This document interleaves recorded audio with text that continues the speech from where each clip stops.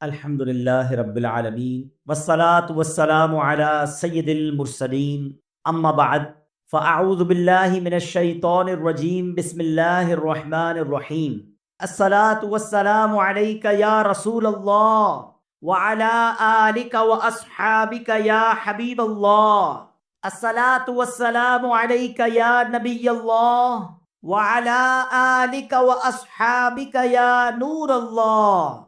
پیارے پیارے اسلامی بھائیوں اور مدنی چینل کے ناظرین، درود پاک پڑھنے کے بے شمار فضائل و برکات ہیں۔ مصطفیٰ جان رحمت شمع بزم ہدایت صلی اللہ تعالی علیہ وسلم کے بہت سارے فرامین، بہت ساری احادیث فضائل درود میں ملتی ہیں۔ ایک بڑا خوبصورت واقعہ ہے جو دور مصطفیٰ صلی اللہ تعالی علیہ وسلم میں پیش آیا۔ ماجرا کچھ یوں تھا کہ میرے آقا مدینے والے مصطفیٰ صلی اللہ تعالی علیہ وسلم اپنے صحابہ کے ساتھ کسی سفر پر جا رہے تھے۔ راستے میں یہ اعلان کیا گیا کہ قافلے کو پڑاؤ دیا جائے، بریک لیا گیا۔ صحابہ کرام علیہ رضوان نے اپنے کھانے کے لیے اس زمانے میں جو ٹفن باکس ہوتے ہوں گے، توشہ دان تھے، وہ کھولے، مگر حال یہ تھا کہ صحابہ کرام کے پاس روٹی تھی مگر سالن نہیں تھا، صرف روٹی کھانے لگے۔ اب ذرا سوچئے کہ یہ وہ لوگ ہیں جو میرے آقا کے ساتھی ہیں اور یہ غزوے میں شرکت کے لیے جا رہے تھے، جان دینے کے لیے گویا جا رہے ہیں، مگر حال یہ ہے کہ صرف روٹی ہے، سالن نہیں ہے۔ مگر زبان پر شکوہ نہیں تھا، شکایت نہیں تھی، کمپلین نہیں تھی۔ آج ہمارے اس اجتماع میں بھی ہو سکتا ہے کچھ اسلامی بھائی آئے ہوں، رات سے بھی کچھ اسلامی بھائی آ گئے ہیں، آرام نہیں ہوا ہوگا، کھانا پراپر نہیں ملا ہوگا، تو بعض اوقات شکوہ ہوتا ہے کہ یار انتظام ٹھیک نہیں، یا ہمارے گھر کے اندر کسی دن اپنی پسند کا کھانا نہ بنے، یا کاروبار میں کسی قسم کی کمی آ جائے تو ہماری زبان پر شکوہ آتا ہے۔ مگر یہ کیسے صحابہ تھے کہ نبی پاک کے ساتھی ہیں، کھانے کے لیے روٹی ہے، سالن نہیں، مگر زبان پر شکوہ نہیں، زبان پر شکوہ رنجو علم لایا نہیں کرتے، زبان پر شکوہ رنجو علم لایا نہیں کرتے، نبی کے نام لیوا غم سے گھبرایا نہیں کرتے۔ اب کیا ہوا؟ اب دیکھیں جو صبر کرتا ہے نا، اس کی مدد کیسے کی جاتی ہے۔ اب ہوا کیا کہ پیارے آقا علیہ الصلوۃ والسلام کی بارگاہ میں شہد کی مکھی حاضر ہوئی اور نبی پاک کے مبارک کانوں کے پاس آ کر بھنبھنانے لگی۔ آپ نے دیکھا ہوگا شہد کی مکھی کی آواز کچھ نارمل مکھی کی آواز سے ہٹ کر ہوتی ہے۔ اچھا، صحابہ کرام علیہ رضوان کا عقیدہ دیکھو۔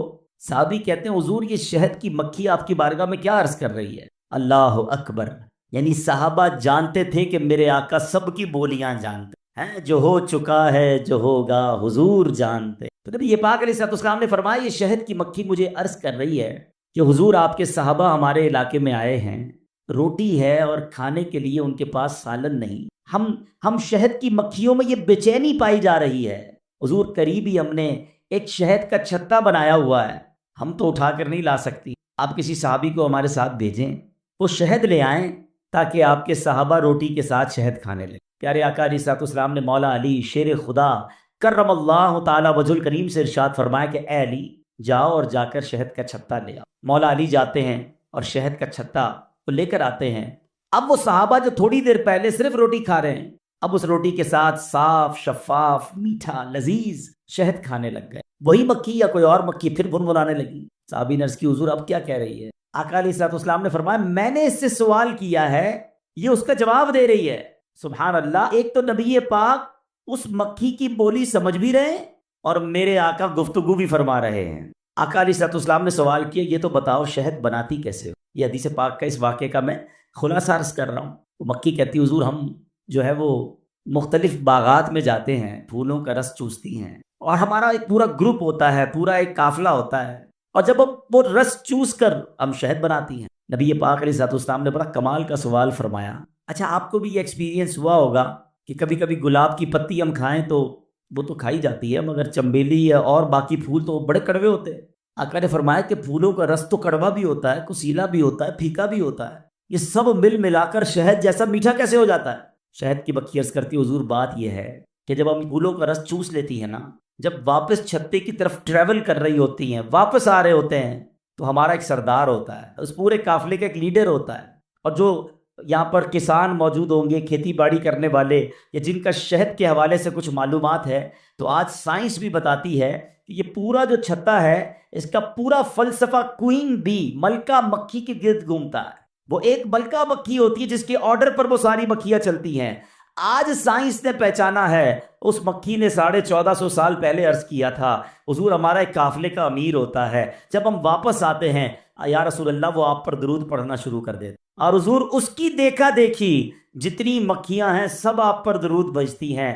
یا رسول اللہ یہ کوئی اور کمال نہیں ہے، یہ آپ پر درود کی برکت ہے کہ پھولوں کا کڑوا پھیکا رس جو ہے وہ شہد جیسا میٹھا ہو جاتا۔ شہد میں شفا بھی ہے نا، سارے حکیم کہتے ہیں کیوں نہ شفا ہو، جو بنتا ہی نبی پاک کے درود کی برکت سے ہو تو اس میں کیوں نہ برکت ہو۔ اب علماء کرام نے یہ واقعہ نقل کرنے کے بعد بڑی پیاری بات ارشاد فرمائی، کیا خوبصورت مدنی پھول ہمیں عطا فرمائے۔ علماء کہتے ہیں جب درود پاک کی برکت سے پھولوں کا کڑوا پھیکا رس شہد جیسا میٹھا ہو سکتا ہے، تو اگر کسی مسلمان کی زندگی میں گناہوں کی کڑواہٹ ہو، بدعمالیوں کی پھیکاوٹ ہو، اگر وہ چاہتا ہے کہ زندگی نیکیوں کی مٹھاس سے تر بتر ہو جائے تو اپنی زندگی میں درود پاک کو شامل کر لے، وہ درود پاک کی کثرت کرنا شروع کرے، اللہ اس کی زندگی کو بھی شہد جیسا میٹھا کر دے گا۔ تو اے میرے پیارے اسلامی بھائیوں، جو آج رکھنی کے سنتوں بھرے اجتماع میں آئے ہیں، آج یہ نیت کر کے جائیں کہ انشاءاللہ عز و جل ہم روزانہ کثرت کے ساتھ درود پاک پڑھیں گے۔ اللہ سلامت رکھے میرے پیر و مرشد کو، دعوت اسلامی والوں کو۔ کیا شاندار ہمیں طریقہ بتایا زندگی گزارنے کا، اور وہ کیا ہے کہ نیک اعمال میں ہمیں ایک نیک عمل بتایا گیا کہ روزانہ کم از کم 313 مرتبہ درود پاک پڑھ لیا جائے۔ گویا امیر اہل سنت چاہتے ہیں ہماری زندگی شہد جیسی میٹھی ہو جائے، نیکیوں والی ہو جائے، تو نیک اعمال پر عمل کی نیت بھی کر لیں، انشاءاللہ روزانہ کم از کم 313 بار درود پاک پڑھیں گے۔ آئیے مل کر محبت کے ساتھ بآواز بلند درود پاک پڑھ لیں۔ صلو علی الحبیب صلی اللہ تعالی علی محمد صلی اللہ علیہ وسلم۔ پیارے اسلامی بھائیوں اور مدنی چینل کے ناظرین، آج جس موضوع پر سنتوں بھرے بیان میں نے آپ سے کچھ باتیں عرض کرنی ہے، آج ایک ایسی حقیقت پر بات کریں گے کہ جو دنیا کا ہر مذہب مانتا، دنیا کی ہر قوم جانتی ہے، مرد ہو یا عورت، بوڑھا ہو یا جوان، پڑھا لکھا ہو یا جاہل، پاکستانی ہو یا افریقی، امریکی ہو یا یورپی، کسی بھی رنگ و نسل سے تعلق رکھتا ہو، کسی بھی مذہب سے تعلق رکھتا ہو، دنیا میں یہ ایک ایسی حقیقت ہے جس کو کوئی نہیں ٹھکراتا، ہر بندہ عقل والا ہے وہ مانتا ہے۔ اور وہ حقیقت کیا ہے؟ وہ حقیقت ہے موت، وہ حقیقت ہے ڈیتھ۔ ہم سب نے مرنا ہے، یہ سب جانتے ہیں۔ کوئی مذہب، کوئی انسان یہ نہیں کہتا کہ نہیں جناب مرنا نہیں ہے، سب کو پتا ہے کہ جو دنیا میں آیا ہے اس نے مرنا ہے۔ لیکن عجب بات یہ ہے کہ اس پر بات بہت تھوڑی کی جاتی، اس کا ذکر بہت تھوڑا کیا جاتا۔ ہم زندگی کے بارے میں تو بہت بات کرتے ہیں، بچپن میں کیا کیا، بڑھاپے میں کیا کریں گے، جوانی کیسے گزارنی ہے، بہت ساری پلاننگز پر ڈسکس ہوتی ہیں۔ مثال دیتا ہوں، کسی کو 10 15 20 دن کے لیے کہیں جانا ہو، اس کے لیے بڑی باتیں ہوتی ہیں، سامان کون سا ہوگا، لے کر کیا جانا ہے، کرنسی کون سی لے جانی ہے، بیرون ملک جانا ہو تو ویزا کی تیاری مہینوں پہلے سے شروع ہوتی ہے۔ یاد رکھیں دنیا کا سفر اس کی ڈیٹ ہم ڈیسائیڈ کرتے ہیں، کب جانا ہے، کتنے دن کے لیے جانا ہے ہم طے کرتے ہیں، اور پھر اس کی تیاری کا وقت بھی ہمیں پتا ہوتا ہے۔ مگر جس سفر کی میں بات کر رہا ہوں اس کی ڈیٹ طے تو ہے مگر پتہ نہیں ہے، ہاں وقت طے ہے، ہمیں معلوم نہیں ہے، لیکن اس کی تیاری کے لیے کوئی تیار بھی نہیں ہے، اس کے لیے بات کرنے کے لیے کوئی تیار نہیں ہے۔ کبھی ایسا ہوتا ہے ہم دوستوں میں بیٹھیں اور بیٹھ کر یہ بات کریں کہ یار مرنا بھی ہے، اس کی کیا تیاری کریں ہے، قبر میں کیا ہوگا، آخرت میں کیا ہوگا، اس کے لیے میں نے کیا سامان تیار کیا ہے۔ زیادہ موت پر بات کرو تو لوگ کہتے ہیں یار آپ موت کی بات نہ کیا کریں، حالانکہ موت ایک ایسی حقیقت ہے جو آنی ہے۔ عربی میں ایک شاعر لکھتے ہیں، الموت باب کل نفس داخلوہا، موت ایک ایسا دروازہ ہے جس سے ہر ذی روح کو گزرنا ہے۔ الموت قدح کل نفس شاربوہا، موت ایک ایسا جام ہے جو سب نے پینا ہے، کوئی ایسا نہیں جس نے مرنا نہیں ہے، جو دنیا میں آیا ہے اس نے مرنا ہے۔ لیکن عجب بات یہ ہے کہ اس کی تیاری یا اس پر گفتگو کرنے کے لیے کوئی تیار نہیں ہوتا۔ اے پیارے اسلامی بھائیوں، یہ زندگی تو تھوڑی ہے نا، وہ زندگی بڑی ہے، اس دنیا میں کم رہنا ہے، اس دنیا میں زیادہ رہنا ہے، تو پھر کیوں نہ ادھر کی بات کریں۔ آج انشاءاللہ ہم اپنی قبر، آخرت اور موت کی تیاری کے بارے میں کچھ سنیں گے۔ یاد رہے کہ وقت بھی مقرر ہے اور مقام بھی مقرر ہے۔ کبھی کبھی آپ کے ساتھ ایسا ہوتا ہوگا، ہم سب کے ساتھ ہوتا ہے کہ ہم کہیں سفر پہ ہوتے ہیں، راستے میں ہوتے ہیں، گھر سے نکلتے ہیں، اچانک کوئی ایکسیڈنٹ ہوتے ہوتے رہ جاتا ہے ہمارا ہی ہے، بالکل قریب سے گاڑی گزرتی ہے یا ہم روڈ پار کر رہے ہوتے بچ جاتے ہیں، گرتے گرتے بچ جاتے ہیں اور ہم کہتے ہیں یار آج میں بچ گیا۔ دراصل ہم بچے نہیں، ہمارا وقت آیا نہیں ہے۔ جس دن وقت آیا نا اس دن نہیں بچیں گے، اس دن جگہ بھی وہی ہوگی جو لکھی ہوئی ہے اور وقت بھی وہی ہوگا جو لکھا ہوا ہے۔ ایک بار حضرت سلیمان علیہ السلام کی بارگاہ میں ملک الموت حاضر ہوئے اور آپ کے ساتھ ایک ساتھی بھی آپ کا بیٹھا ہوا تھا۔ تو وہ ساتھی جو تھا اس کو حضرت ملک الموت جو ہیں وہ کافی گھور کر دیکھ رہے تھے۔ تو ملک الموت تو چلے گئے، تو آپ نے اپنے ساتھی سے کہا تم جانتے ہو یہ کون تھے؟ حضور کون تھے؟ کہا یہ ملک الموت تھے۔ کہا لگتا ہے میری روح قبض کرنے آ گئے حضرت، آپ ایسا کریں، آپ کی تو ہواؤں پر حکومت ہے، آپ ہوا کو حکم دیں کہ فوراً مجھے یہاں سے ہندوستان بھیج دے۔ آپ نے ہاتھ اٹھائے اور دعا فرمائی، ہوا نے اس شخص کو سفر کروا کے ہندوستان بھیج دی۔ کچھ دنوں کے بعد ملک الموت پھر حاضر ہوئے۔ حضرت سلیمان نے پوچھا کہ یہ تو بتاؤ کہ تم جو ہے میرے ساتھی کو کیوں گھور رہے تھے؟ تو کہا حضور میں حیران تھا کہ میرے پاس یہ لکھا ہوا تھا کہ کچھ دیر بعد اس بندے کی روح میں نے ہند سے قبض کرنی ہے اور یہ آپ کے پاس بیٹھا ہوا ہے۔ اللہ اکبر! تو آپ نے فرمایا میں نے ہی تو دعا کی اور یہ ہند پہنچا، اور پھر اگلے لمحے انہوں نے ہند سے اس کی روح قبض کر۔ تو اس کا مطلب یہ ہوا کہ وقت بھی لکھا ہوا ہے اور مقام بھی طے ہے، یہ آگے پیچھے نہیں ہو سکتا ہے، ہمیں نہیں پتا ہے۔ ہو سکتا ہے آج ہم میں سے کسی کی موت ہو جائے، اس بات کو تو آپ مانتے ہیں نا کہ ہم میں سے کوئی آج بھی دنیا سے جا سکتا ہے؟ کوئی ہے جس کے پاس یہ گارنٹی ہو کہ گھر تک خیر سے پہنچوں گا؟ کسی کو نہیں پتا۔ آگاہ اپنی موت سے کوئی بشر نہیں، سامان 100 برس کا ہے، پل کی خبر نہیں۔ لیکن کمال یہ ہے کہ پل کی خبر نہیں ہے مگر کل کی پلاننگ ہے، برسوں کی پلاننگ ہے، مرنے کی پلاننگ نہیں۔ حالانکہ جس قبر میں میں اور آپ جائیں گے وہاں کیا کچھ ہوگا، ایک واقعہ آپ کو سناتا ہوں، بڑا رقت انگیز واقعہ ہے، اور اس واقعے سے ہمیں بہت سارے عبرت کے مدنی پھول سیکھنے کو ملیں گے۔ جلیل القدر تابعی سیدنا حسن بصری رحمت اللہ تعالی علیہ ایک بار اپنے گھر کے دروازے پر تشریف فرما تھے، وہاں سے ایک جنازہ گزرا، آپ بھی اٹھے اور جنازے کے پیچھے چل دیے۔ جنازے کے نیچے ایک چھوٹی بچی زارو کتار دوڑتی ہوئی اس جنازے کے ساتھ ساتھ جا رہی تھی اور کہہ رہی تھی اے بابا جان، آج مجھ پر وہ وقت آیا ہے کہ پہلے کبھی نہ آیا۔ حضرت سیدنا حسن بصری رحمت اللہ تعالی علیہ نے جب یہ درد بھری آواز سنی تو آنکھیں اشکبار اور دل بے قرار ہو گیا۔ دست شفقت اس یتیم بچی کے سر پر پھیرتے ہوئے آپ نے فرمایا بیٹی تم پر نہیں، تمہارے مرحوم بابا جان پر وہ وقت آیا ہے جو آج سے پہلے ان پر کبھی نہ آیا تھا۔ دوسرے دن آپ نے دیکھا کہ وہی چھوٹی بچی آنسو بہاتی ہوئی قبرستان کی طرف جا رہی ہے، باپ سے بڑی محبت تھی، اس سے رہا نہیں جا رہا تھا، وہ قبرستان جا رہی ہے۔ سیدنا حسن بصری رحمت اللہ تعالی علیہ بھی حصول عبرت کے لیے اس بچی کے پیچھے پیچھے قبرستان کی طرف چل دیے۔ جب قبرستان پہنچ کر وہ چھوٹی بچی اپنے والد مرحوم کی قبر سے لپٹ گئی، حضرت سیدنا حسن بصری جھاڑیوں کے پیچھے بیٹھ گئے، چھپ گئے کہ دیکھوں یہ بچی کیا کہتی ہے۔ وہ چھوٹی بچی اپنے رخسار اپنے بابا جان کی قبر کی مٹی سے لگا کر کہتی ہے اے بابا جان، آپ نے اندھیرے میں چراغ اور غم خار کے بغیر قبر کی پہلی رات کیسے گزاری؟ اے بابا جان، کل رات تو میں نے گھر میں آپ کے لیے چراغ جلایا تھا، آج رات قبر میں چراغ کس نے روشن کیا ہوگا؟ اے بابا جان، کل رات گھر کے اندر میں نے آپ کے لیے بچھونا بچھایا تھا، آج رات قبر میں بچھونا کس نے بچھایا ہوگا؟ اے بابا جان، کل رات گھر کے اندر میں نے آپ کے ہاتھ پاؤں دبائے تھے، آج رات قبر میں آپ کے ہاتھ پاؤں کس نے دبائے؟ اے بابا جان، کل رات گھر کے اندر میں نے آپ کو پانی پلایا تھا، آج رات قبر میں آپ کو کس نے پانی پلایا؟ اے بابا جان، کل میں نے آپ کے جسم پر چادر اڑائی تھی، آج رات آپ کو قبر میں کس نے چادر اڑائی؟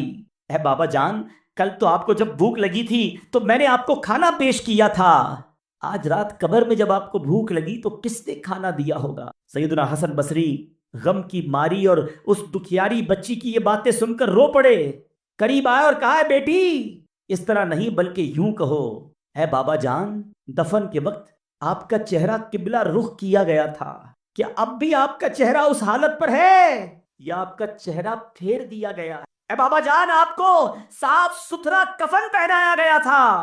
اے عاشقان رسول، ذرا اپنا سر جھکا کر آنکھیں بند کر کے اپنے بارے میں سوچو، جب ہم قبر میں جائیں گے تو ہمیں بھی ہمارے دوست قبر میں چہرہ تو قبلہ رو کر دیں گے نا، کفن تو صاف ستھرا پہنائیں گے، مگر اس کے بعد کیا ہو سکتا ہے؟ سیدنا حسن بصری کہتے ہیں اپنے والد سے یہ پوچھو کہ بابا جان کل تو آپ کو صاف ستھرا کفن پہنا کر دفنایا گیا تھا، کیا اب بھی وہ صاف ستھرا ہے؟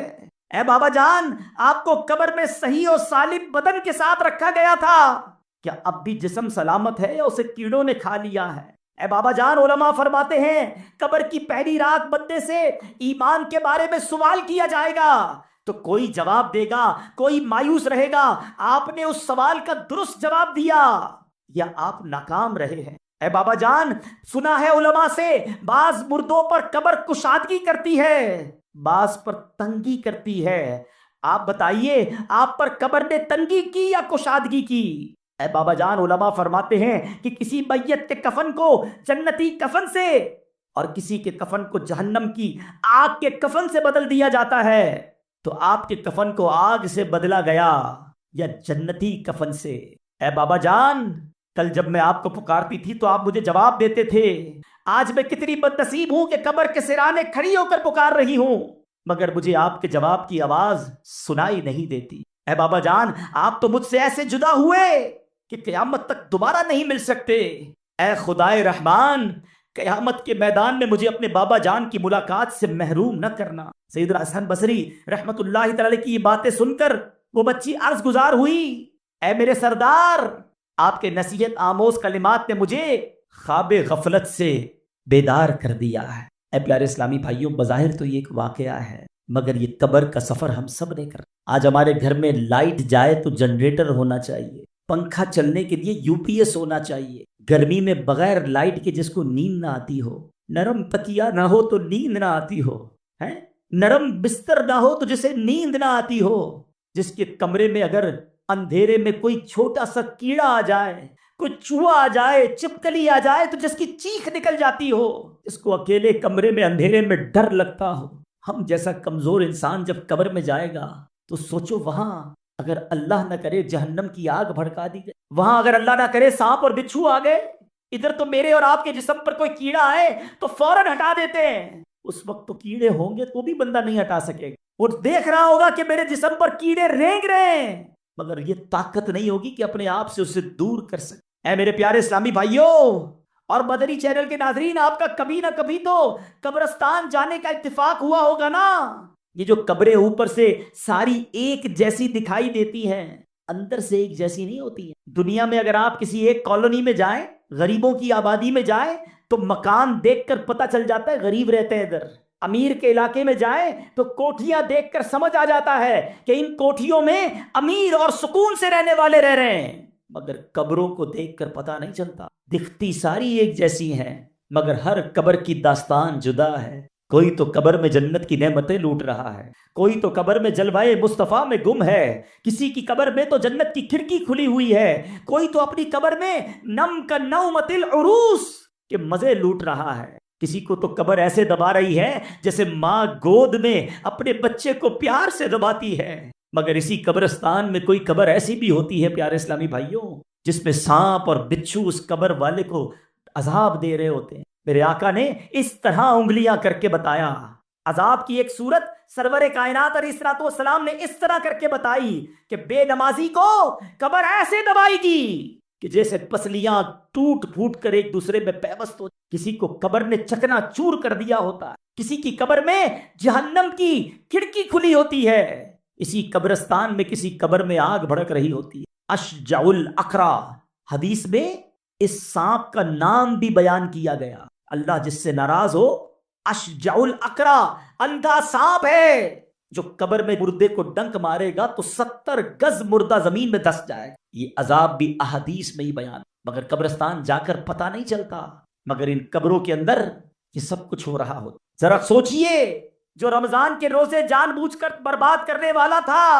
رمضان کی راتوں میں گلیوں کے اندر کرکٹ وغیرہ کھیل کے ذریعے مسلمانوں کی عبادتوں یہ نیند میں خلل ڈال کر تکلیف پہنچانے اور دل آزاری اس کا سبب بننے والا تھا، جو روزہ رمضان کا فرض ہونے کے باوجود ادا نہ کرتا، جب زکوٰۃ فرض ہونے کے باوجود ادائیگی میں بخل کرتا، حرام روزی کمانے والا تھا، سود اور رشوت کا لین دین کرنے والا تھا، لوگوں کے قرضے دبا دینے والا تھا، شراب پینے والا تھا، جوا کھیلنے والا تھا، شراب اور جوئے کے اڈے چلانے والا تھا، مسلمانوں کی بلا اجازت شرعی دل آزاریاں کرنے والا تھا، مسلمانوں کو ڈرا دھمکا کر پتہ وصول کرنے والا تھا، تاوان کی خاطر مسلمانوں کو اغوا کرنے والا تھا، چوری کرنے والا تھا، ڈاکہ ڈالنے والا تھا، امانت میں خیانت کرنے والا تھا، زمینوں پر ناجائز قبضے کرنے والا تھا، بے بس کسانوں کا خون چوسنے والا تھا، اقتدار کے نشے میں ہو کر لوگوں پر ظلم کرنے والا تھا۔ وہ سوچے کہ جب وہ قبر میں جائے گا تو پھر اس کا کیا حال ہوگا، وہ کیسے اللہ کی بارگاہ میں جواب دے سکے گا، عذاب قبر سے وہ کیسے چھٹکارا پا سکے گا۔ ذرا سوچئے میرے پیارے اسلامی بھائیوں، سیدی اعلیٰ حضرت امام اہل سنت قبر کی اسی رات کے بارے میں ہمیں سمجھا رہے ہیں۔ ارے یہ بھیڑیوں کا بن ہے، شام آ گئی سر پر، کہاں سویا ہے مسافر، ہائے کتنا لا ابالی ہے، اندھیرا گھر اکیلی جان، دم گھٹتا دل اکتاتا، خدا کو یاد کر پیارے، وہ ساتھ آنے والی ہے، وہ ساتھ آنے والی ہے، زمیں تپتی کٹیلی راہ بھاری بوجھ گھائل پاؤں، مصیبت جھیلنے والے تیرا اللہ والی ہے، نہ چونکا دن ہے ڈھلنے پر تیری منزل ہوئی کھوٹی، ارے او جانے والے نیند یہ کب کی نکالی ہے، بے وفا دنیا پہ مت کر اعتبار، تو اچانک موت کا ہوگا شکار، موت آ کر ہی رہے گی، جان جا کر ہی رہے گی یاد رکھ، گر جہاں میں 100 برس تو جی بھی لے، قبر میں تنہا قیامت تک رہے، جب فرشتہ موت کا چھا جائے گا، پھر بچا تجھ کو نہ کوئی پائے گا، موت آئی پہلوان بھی چل دیے، کدھر گئے جن کے کرو فرد تھے، کدھر گئے جن کے باڈی گارڈ تھے، کدھر گئے جن کے آگے پیچھے لوگ گھومتے تھے، جو کہتے تھے مجھ سے آنکھیں نہ ملایا کرو، میرے سامنے کوئی کھڑا نہیں رہ سکتا، میں چوٹی کی طرح مسل دیتا ہوں، میرے سامنے اونچی آواز میں بات نہ کرنا، تمہارا بیڑا غرق کر دوں گا، تم میرا کچھ نہیں بگاڑ سکتے، جن کے پیر زمین پہ نہیں رہتے تھے وہ آج کدھر گئے، موت آئی پہلوان بھی چل دیے، خوبصورت نوجوان بھی چل دیے، دبدبا دنیا ہی میں رہ جائے گا، زور تیرا خاک میں مل جائے گا، تیرا فن عہدہ تیرا کچھ نہ کام آئے گا، مایس تیرا، بندہ کہتا پیسے ہونے چاہیے، زندگی پرسکون گزرے گی، اتنے پیسہ جمع کر لوں پھر سکون سے جیوں گا، مگر جب قبر میں جائیں گے نا تو کوئی تجوری نہیں ہوگی، کفن میں کوئی جیب نہیں ہوگا، یہ سارا سرمایہ ادھر ہی رہ جائے گا، اور اگر اللہ ناراض ہوا تو میں اکیلا قبر میں کیا کروں گا، سوچو، تیری طاقت، تیرا فن، عہدہ تیرا،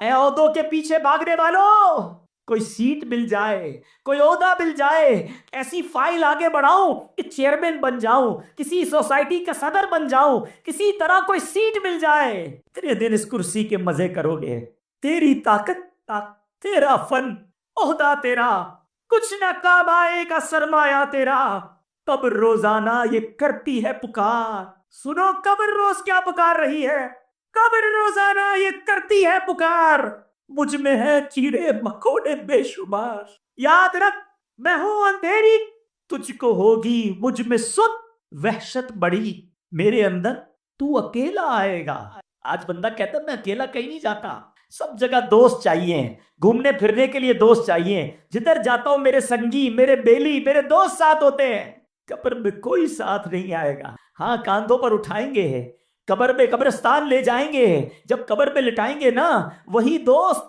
جو آج میری اور آپ کی ہوا کا انتظام کرتے ہیں، وہی بیٹے، وہی ملازم جو مجھے اور آپ کو سکون پہنچانے کی کوشش کرتے ہیں، جب قبر میں ڈال دیں گے نا تو کہیں گے ذرا صحیح مٹی ڈالو، دیکھو کوئی سوراخ باقی نہ رہ جائے، ایک روشنی کی راہ بھی نہیں باقی رکھیں گے، اور سب منو مٹی ڈال کر ہمیں اکیلے چھوڑ کر آ جائیں گے۔ سنو، قبر کہتی ہے میرے اندر تو اکیلا آئے گا، میرے اندر اکیل، ہاں مگر امان لیتا آئے گا. نرم بستر گھر پہ ہی رہ جا، وہ والا تکیہ چاہیے، نرم بستر چاہیے، میرا پسند کا مجھے چادر چاہیے. نرم بستر گھر پہ ہی رہ جائیں گے، تجھ کو فرش خاک پر دفنائیں گے. گپ تیری قبر میں جب جائے گا، بے عمل بے انتہا گھبرائے گا. کام مالو زر نہ کچھ آئے گا، غافل انسان یاد رکھ پچھتائے گا. جب تیرے ساتھی چھوڑ آئیں گے، قبر میں کیڑے تجھے کھا جائیں گے. قبر میں تیرا قبر پھٹ جائے گا، یاد رکھ نازک پس جائے گا. چھوٹا سا کیڑا کاٹ لینا، رات مچھر کاٹ لے تو نیند نہیں آتی، بستر میں کھٹمل گھس جائے تو چین نہیں آتا ہے. ایک ڈنک مارنے کے بعد ہم کتنے دنوں تک الرجی کی دوائیں کھاتے رہتے ہیں. ذرا سوچو جب جسم پھٹے گا تیرا ایک ایک بال تک پھٹ جائے گا، خوبصورت سب سڑ جائے گا. آہ ابل کر آنکھ بھی بہ جائے گی، کھال ادھر کر قبر میں رہ جائے گی. سانپ بچھو قبر میں گر آ گئے، کیا کرے گا بے عمل کر چھا گئے. گورے نیک لوگوں کی قبر کیسی ہوگی جن سے اللہ راضی ہوگا؟ گورے نیک باغ ہوگی خلد کا، مجرموں کی قبر دوزخ کا گھڑا. کھلکھلا کر ہنس رہا ہے بے خبر، قبر میں روئے گا چیخے مار کر لے توبہ. رب کی رحمت ہے بڑی، اللہ کو ناراض کریں گے، کب تک نمازیں قضا کریں گے، کب تک اللہ کی نافرمانی والے ہم کام کریں گے. ارے آج بھی مر سکتے ہیں، کون آئے گا بچانے؟ قبر میں آؤ، اس اجتماع میں توبہ کرو، کر لے توبہ. رب کی رحمت ہے بڑی، قبر میں ورنہ سزا ہوگی کڑی. وقت آخر یا خدا خیر سے سرکار کا دیدار ہو. اے میرے پیارے اسلامی بھائیوں، قرآن مجید فرقان حمید ہماری موت کے بارے میں کیا رہنمائی فرماتا. سنو، اللہ فرماتا ہے ہر جان موت کا مزہ چکھنے والی ہے، اور قیامت کے دن تمہیں تمہارے اجر پورے دیے جائیں گے. اور جو آیت کا اگلا حصہ ہے نا، خدا کی قسم یہی اصل بات ہے. لوگ کہتے ہیں یار جس کا گھر بڑا ہو وہ کامیاب ہے، جس کے پاس بڑی گاڑی ہے وہ کامیاب ہے، جو خوبصورت ہے وہ کامیاب ہے، جو طاقتور ہے وہ کامیاب ہے، جس کی شہرت ہے وہ کامیاب ہے. نہیں جناب، سنو قرآن کیا کہتا ہے، کامیاب کون ہے. اللہ کہہ رہا ہے فَمَنْ زُحْزِحَ عَنِ النَّارِ وَأُدْخِلَ الْجَنَّةَ فَقَدْ فَازَ. اللہ فرماتا ہے جسے آگ سے بچا لیا گیا اور جنت میں داخل کر دیا گیا وہ کامیاب ہو گیا.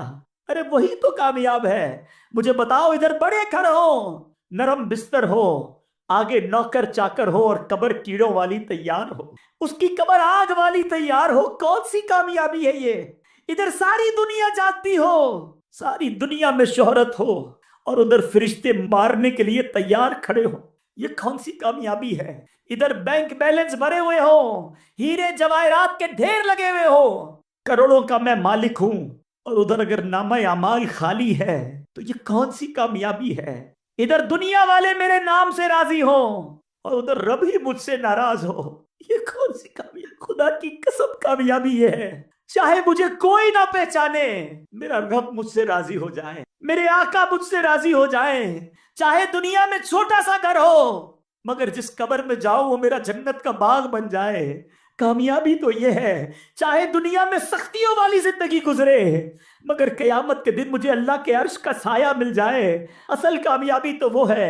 ارے چاہے یہاں میرے اکاؤنٹ میں پیسے تھوڑے ہو جائیں، مگر میرے نیکیوں کا اکاؤنٹ بھرا ہوا ہو، میرے نامہ اعمال میں نیکیاں زیادہ ہو، اصل کامیابی تو یہ ہے. چاہے مجھے یہاں بڑی بڑی محفلوں میں، بڑے بڑے پروگراموں میں، بڑی جگہوں پہ نہ بلایا جاتا ہو، مگر جب قیامت کے دن جنت میں جانے والوں کا اعلان ہو اور میرا نام پکارا جائے کہ میرے بندے کھڑا ہو اور جنت میں چلا جا، جسے آگ سے بچایا گیا. پھر سنو یہ آیت کا جز، خدا کی قسم یہ یاد کر لو کہ کامیاب کون ہے. قرآن بتا رہا ہے، اللہ فرماتا ہے فَمَنْ زُحْزِحَ عَنِ النَّارِ وَأُدْخِلَ الْجَنَّةَ فَقَدْ فَازَ. اللہ فرما رہا ہے جو آگ سے بچا کر جنت میں داخل کر دیا گیا وہی کامیاب ہے. اللہ آج کے اجتماع میں ہم تجھ سے دعا کرتے ہمیں آگ میں مت ڈالیو مالک. کونا کھاگا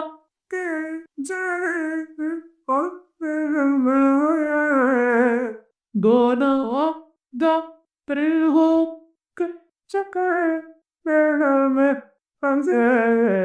کرم سے بخش دے مجھ کو، نہ دے سزا کا یا رب، کرم سے بخش دے مجھ کو، نہ دے سزا یا رب، میں کر کے تو پاپن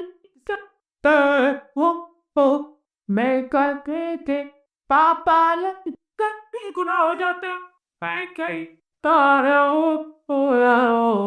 حقیقی طور پر قطر دے پھر سے پتا یا رب، آندے تیری کا دی کئی تارے آندے کا دی سے نہیں کہتا دیس کرو گا کیا جو تو نہ ہو سو گئے یا رب کرو اللہ، خبر میں اکیلے مارے جائے پس جائے کہ مولا بڑے گناہ ہیں، آج اقرار کر کے گناہ گار ہیں، پر آج تجھ سے وعدہ بھی کر کے مولا بڑے گناہ کر لیے، بڑی خطائیں کر آج آگئے تیرے تیرے دربار میں، آج ہم سب کی گناہ معاف فرما دے۔ کتنے خوش نصیب ہو کے سی جن کو آگ سے بچا میں داخل کر دیا جائے، اللہ قیامت میں جن خوش نصیبوں کو تو آگ سے بچا کر، جہنم سے بچا کر جنت میں داخل کرے، ان خوش نصیبوں میں ہمارا نام بھی شامل فرما۔ اے میرے پیارے اسلامی بھائیوں، خدا را موت کی تیاری کرنی ہے، ہم نے بہت گناہ کر لیے، بہت اللہ کو ناراض کر لیا، کب تک ناراض کرتے رہو گے؟ کب تک اللہ کی نافرمانی کرتے رہیں گے؟ کب تک نمازیں قضا کرتے رہو گے؟ کب حرام کماتے رہو گے؟ کب تک حرام دیکھتے رہیں گے؟ خدا را میرے پیارے اسلامی بھائیوں، مدری چینل کے ناظرین، اگر میرا کوئی بھائی مدری چینل کے ناظرین میں سے کوئی بھی ایسا جو نمازیں قضا کر رہا ہے، جو روزوں میں غفلت کر رہا ہے، جو اپنی زکوٰۃ پوری ادا نہیں کرتا، جو حرام روزی کماتا ہے، خدا نہ خواستہ کسی پر ظلم کر رہا ہے، کسی کا مال دبایا ہوا ہے، کسی کی زمین پر قبضہ کیا ہے، آج بدل کر جانا ہے، کیا پتہ یہ زندگی کا آخری موقع ہو، اللہ نے موقع دیا ہے آج توبہ کرنے کا۔ ہم نے علماء سے سنا ہے کہ جہاں 40 مومن جمع ہو جائیں وہاں اللہ کا ایک ولی ہوتا ہے، پتہ نہیں کتنے اولیاء کرام بیٹھے ہوں، کتنے اللہ کے نیک بندے بیٹھے ہوں، آج آئے ہو نا، آج اللہ سے معافی مانگ کر جانا۔ دیکھو دنیا میں نا ہم ماں باپ سے زیادہ تو کوئی نہیں چاہتا نا، لیکن بندہ ماں باپ کو بھی زیادہ ستائے نا تو ماں باپ بھی گھر سے نکال دیتے ہیں، مگر میرا مالک ماں باپ سے بھی زیادہ چاہنے والا، وہ اس سے بھی زیادہ کریم ہے، وہ ہمارے گناہ چھپا رہا ہے، کتنے گناہ ہیں جو ہمیں ہی پتہ ہے، لوگوں کو نہیں پتا، اس نے ہمارے عیب چھپائے ہوئے ہیں، سوچو اگر ہمارے عیب کھل جائے، ہمیں کوئی منہ نہ لگائے، اتنا کریم مولا، ہم اس کو ناراض کریں؟ نہیں میرے پیارے اسلامی بھائیو، آج اللہ سے سچی توبہ کر کے جانا ہے، وہ ایسا کریم ہے کہ اگر سچی توبہ کر لے وہ پچھلے سارے گناہ معاف فرما دیتا ہے۔ تو کریم ہی جو ٹھہرا تو کرم کے کیا ٹھکانے، تو کریم ہی جو ٹھہرا تو کرم کے کیا ٹھکانے، تو نوازنے پہ آئے تو نواز دے زمانے۔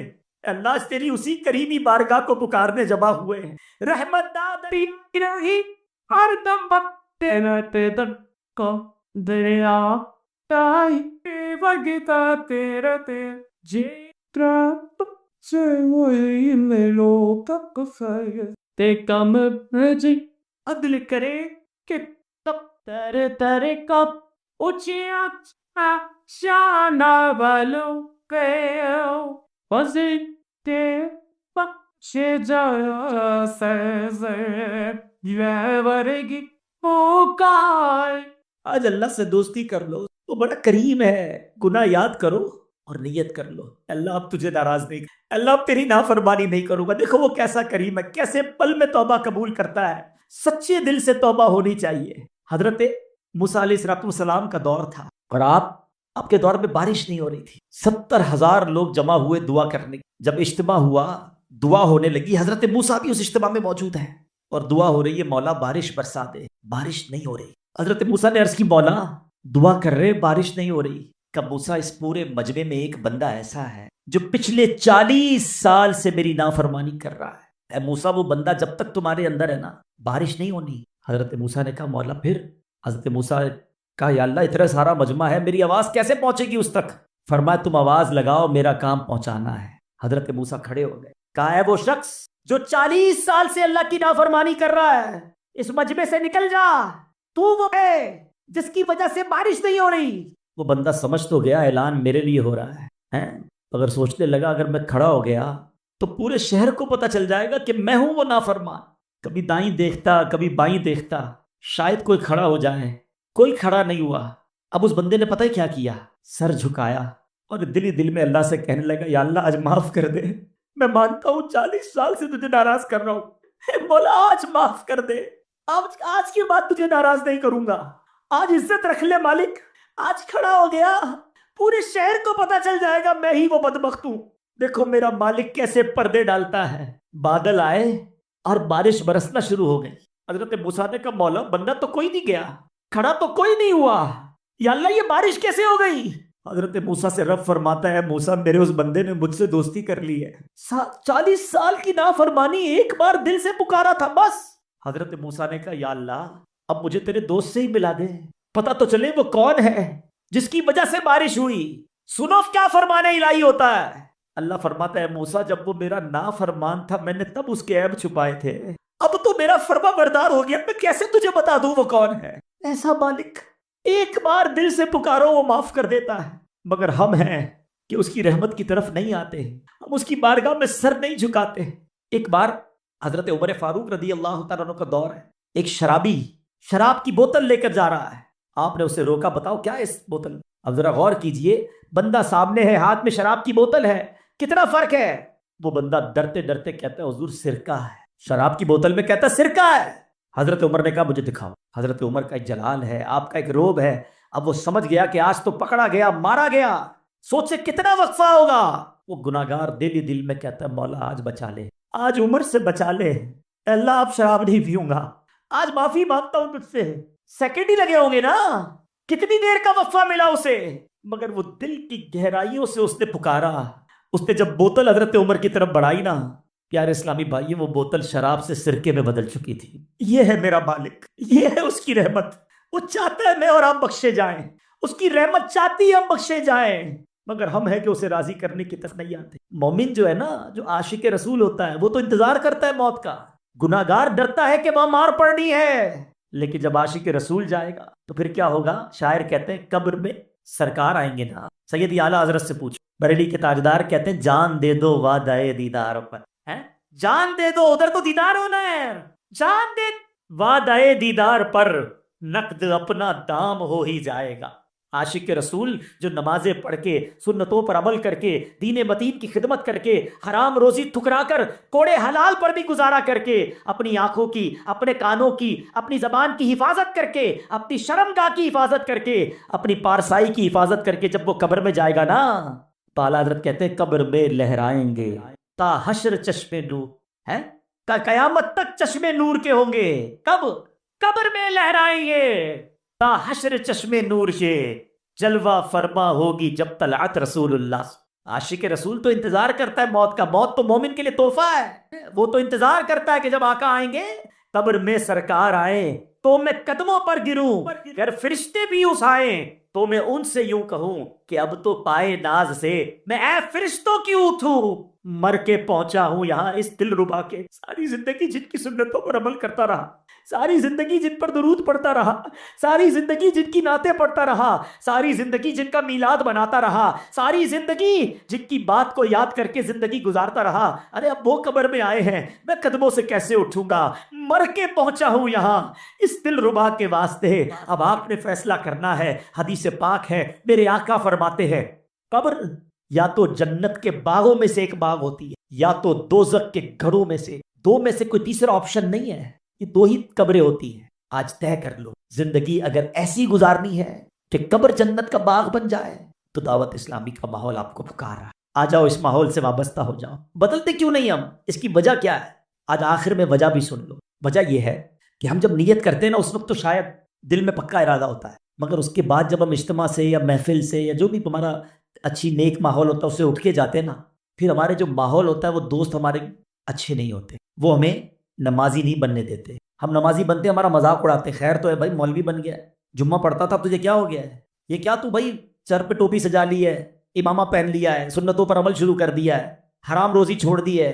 ہمارے دوست ہی ہمیں گناہوں کی طرف لے جاتے ہیں. ایک بات یاد رکھو، شرابیوں کے ساتھ بیٹھ کر آپ نمازی نہیں بن سکتے، اللہ کے نافرمانوں کے ساتھ بیٹھ کر آپ اللہ کے فرما بردار نہیں بن سکتے. پہلے طے کر لو، آپ قبر جنت کا باغ بنانی ہے تو پھر تبدیلی لانی پڑے. اگر آپ کی مرضی ہے کہ نہیں جیسی زندگی گزر رہی ویسی گزاروں گا تو پھر آپ کی مرضی. لیکن اگر آج دل پر چوٹ لگی ہے نا اور بدلنا چاہتے ہو تو محفل بدلنی ہوگی، ماحول بدلنا ہوگا، دوستی بدلنی ہوگی. کہتے ہیں خربوزے کو دیکھ کر خربوزہ رنگ پکڑتے، بالکل صحیح بات ہے. روایتوں میں آتا ہے دوست وہ ہوتا ہے جس کو دیکھ کر خدا یاد آ جائے. ایک دوست ایسا ہے میرا اور آپ کا، غور کر لے کہ جس کو دیکھوں تو خدا یاد آ جائے. ہمارے دوست تو وہ جس کو دیکھ کر سنیما یاد آتا ہے، جس کو دیکھ کر تاش کی اور جوئے کی اور حرام چیزوں کی محفلیں یاد آتی ہیں. ایسی دوستیاں لگائی بھی ہم نہ کریں. ایسا یہ صحبت کیا اثر لاتی ہے. پنجابی شاعر کمال کی بات لکھتے ہیں، فرماتے ہیں برے بندے دی صحبت یاروں جویں دکان لوہاراں کپڑے پاویں کنج کنج پئیے چنگا پہن ہزاراں. کہتے ہیں جو برے دوست ہوتے ہیں نا وہ ایسے ہی ہیں جیسے لوہار کی دکان. لوہار کی دکان پہ جائیں، کپڑے کتنے ہی بچا لیں، یا تو کپڑوں میں بدبو آ جائے گی یا اس میں کوئی نہ کوئی چنگاری جو نا سوراخ کر دے گی. ہم کہتے نہیں یار میں تاش نہیں کھیلتا، میں جوا نہیں کھیلتا، میں شراب نہیں پیتا، میں حرام کام نہیں کرتا، دوست کرتے میں تو صرف بیٹھا ہوتا ہوں ان کے ساتھ. اللہ کے بندو ادھر بیٹھے ہو جدھر اللہ کی لعنت برس رہی ہے اور کہتے ہیں میں صرف بیٹھتا ہوں. یہ تمہارے جسم میں تمہارے اعمال میں چنگاریاں سوراخ کر دیں گی. اور وہی شاعر اگلا جملہ کیا کہتے ہیں، بھلے بندے دی صحبت یاروں جویں دکان تارا. اچھے بندے کی صحبت کیسی ہے، جیسے عطر والے کی دکان. آپ عطر والے کی دکان پہ جاتے ہیں، پیسے خرچ کریں نہ کریں فری میں عطر لگا دیتا ہے، نہیں لگاتا تو بھی خوشبو تو آ جاتی ہے نا. بھلے بندے دی صحبت یاروں جویں دکان تارا سودا بھاوے ملے نہ لئیے ملے آن ہزار. پیسے خرچ کرے نہ کرے خوشبو پھر بھی مل جاتی ہے. یہ اس اجتماع کی برکت ہے، مل رہی ہے نا خوشبو، آ رہی ہے نا سنتوں کی بہار. یہ ہے اچھے بندوں کی. چینج کیجیے اپنی صحبت اور اپنی صحبتیں، اپنی دوستیاں، اپنا اٹھنا بیٹھنا نیک لوگوں کے ساتھ رکھیں. اور یہ دعوت اسلامی والا ماحول واقعی نیک لوگوں کا ماحول ہے. بڑے ایک سے ایک نیک اسلامی بھائی ہیں. دعوت اسلامی میں بھی کوشش کریں اس کے قریب ہو جائیں جو نیک اعمال کا عامل ہو، جو مدنی قافلوں کا مسافر ہو، جو خوف خدا والا ہو، عشق رسول والا ہو. اس کے قریب بیٹھو تو مدینہ یاد آ جائے. انشاءاللہ ایسی صحبت اختیار کر لو تو پھر اللہ نے چاہا تو ہم بھی بدل جائیں. تو آج سارے میرے بھائی نیت کر لیں، آج کے بعد ہماری کوئی نماز قضا نہیں ہوگی. ایسا نعرہ لگائیں کہ شیطان بھی ادھر سے بھاگ جائے.